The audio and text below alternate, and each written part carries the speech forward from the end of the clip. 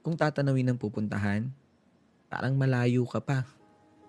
Kung lilingunin ng pinanggalingan, malayo ka na.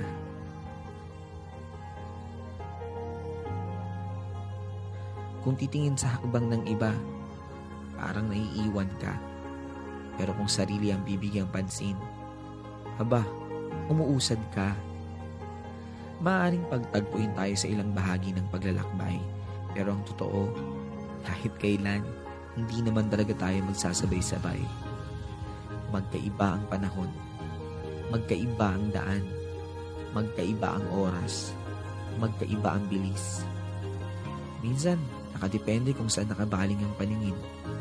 Pero isa lang ang sigurado, kahit mabagal, kahit pahinto-hinto, kahit nakakapagod, kahit nakakahapo, sa huli, makakarating. Huwag na huwag susuko.